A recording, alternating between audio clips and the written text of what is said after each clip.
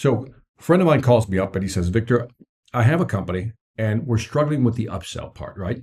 My salespeople are not selling more than they should be selling. They're selling the basic products, but they're not selling the upsells or they're not doing any cross-selling, and we're leaving a lot of money on the table. And I could feel his pain on this one. And he says, what can I do? Now, he came to me because I wrote a book called Mastering the Upsell, where I really looked at how you can upsell, why people do and don't upsell, and what's the real benefit of it. Let's go to the benefit piece real quick. In the book, I highlight a study that showed that if you just focus on selling to your existing customer base, customers you already have, if you focus on just selling to your existing customer base, you can increase your sales by up to 30%. Now think about that. They're already captured clients, satisfied clients, I'll assume. So going back to them to try to sell them something else should be a no-brainer. Yet many companies, I don't know what the number is, but I'm going to say a majority of the companies don't have an upsell strategy. I have yet to come across one company that when I ask them the question, do you have an upsell strategy, like a documented upsell strategy? Not just that we have conversations about it.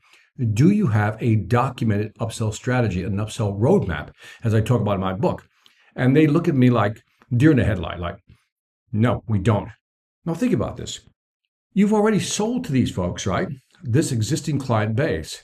Why don't we go and sell them more? We've built the trust, we have the credibility, and if we deliver great service, we probably have a high customer satisfaction score. Now, there's a double win here. One is you sell to your existing customer base, which means short sales cycles are very short, right? You already know them. They already know you. Short sales cycle. Number two, the cost of sales is very low. They're already captured clients. So you're not spending a lot of money. So that means your margins are going to be greater because your cost of sales is very low. And again, I'm blown away by how many companies don't focus on upselling. To me, listen to this phrase, upselling is the new prospecting. Instead of trying to go out and get new clients to acquire client acquisition of new clients, why don't you go after the existing customer and sell more? So back to the question, Victor, they're not selling. What do you think is going on?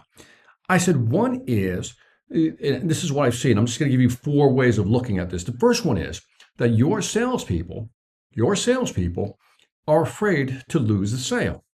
They're just simply afraid to lose the sale. And what they'll do is they'll go in there with I'll call it almost like an MVP, the minimum viable product or service, right? They'll go in there with the MVP and they'll just sell them that. Even though they see or understand that they probably need more, they'll say, no, this is the safest. Let's go with $5,000, for example. Let's say that's what the unit costs. Now, they're afraid to add other options on there, even though they know that the customer may need it, if not today, tomorrow.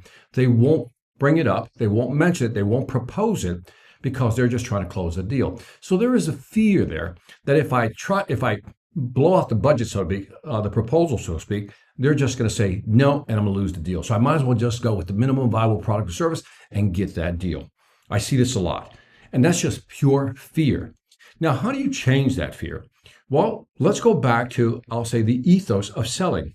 What is our job in sales? This is what I think the mental part of the upsell game is lacking. This is where it's lacking. If you think about it, if you don't believe, well, here, let me back up. If you believe that you're selling because you want to help your clients, true selling, in my opinion, is when it's value for value. If I sell you a great product or service, in exchange, I get value. I get paid, right? Company makes money. That's a value for value transaction. True capitalism at its best.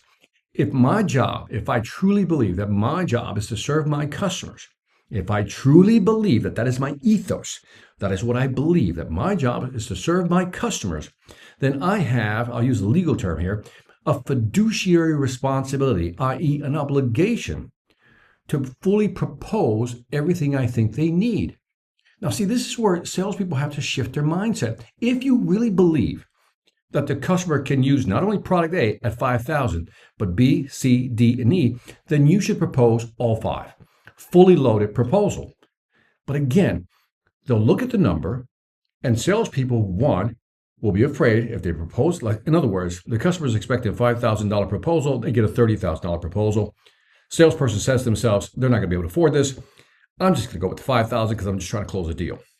Mistake number 1. Mistake number 2 is buying with your own pocket, right?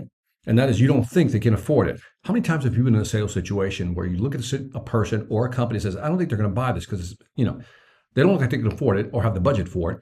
And next thing you know, they wind up buying it. So we shouldn't be in that position where we're judging. That's called the fundamental attribution error.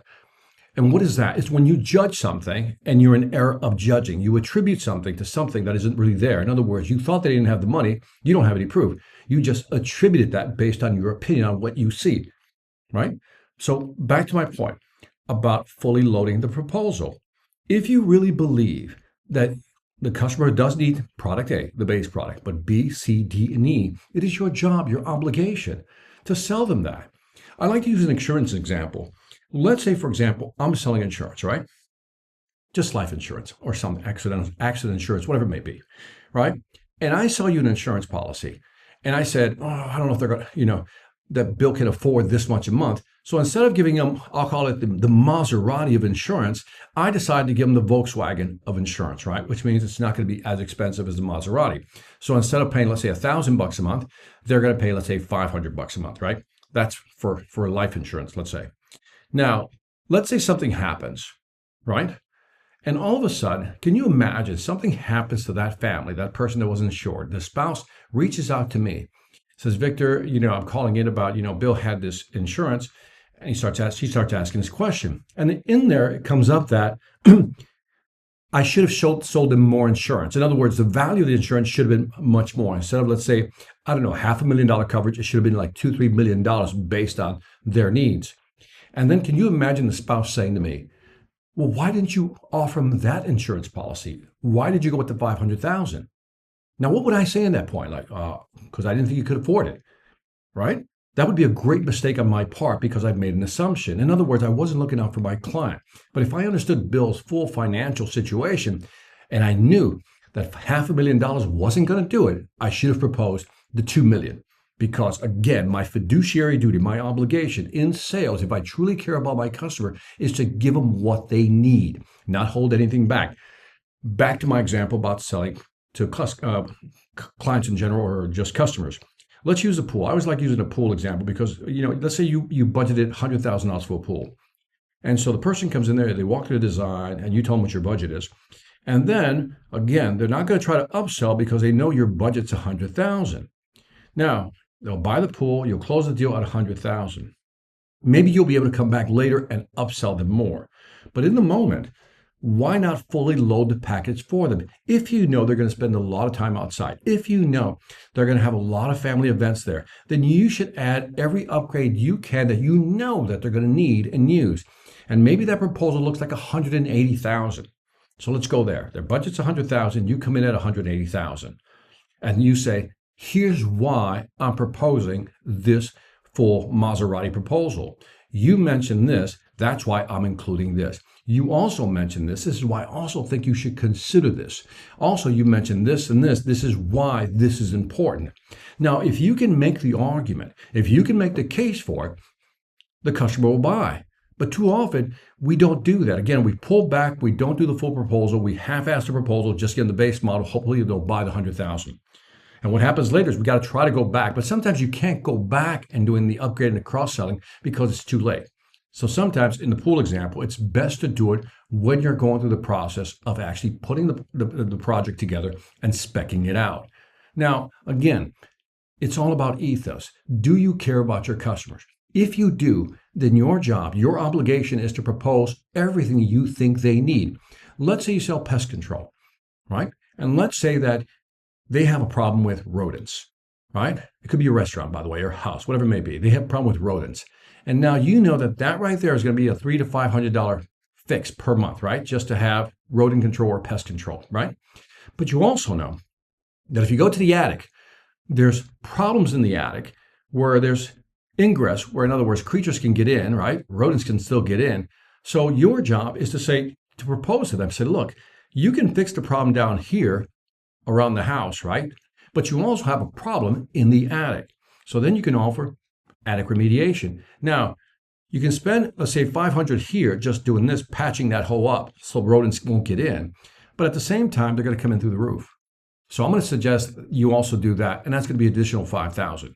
But again, your job is to sell the value of it. Why is that important to spend the extra $5,000? Because you don't want to keep calling me out here every 2 or 3 months to handle a problem. So again, it's all how we position it. But more importantly, I go back, I'm repeating myself for effect here. If you care about your customers, you will sell them what they need. A bespoke proposal, in other words, that's customized to what they need, not what you think they need, and hold back because you think you might lose the deal. So the short answer to why people don't upsell is because they're afraid. The second part would be you don't care enough about your customers to be honest with them, to propose something. And part of it's because, if I can be so blunt, you're lazy. In the sense that if you're not upselling because you think they can't afford it, that's kind of being lazy. Two, if you can't figure out how to position the value, you're kind of being lazy in selling. So I am saying to you, if you're in sales today, if you're not maximizing the sale, giving them full proposals based on what you think they need, don't oversell them, but never undersell them as well.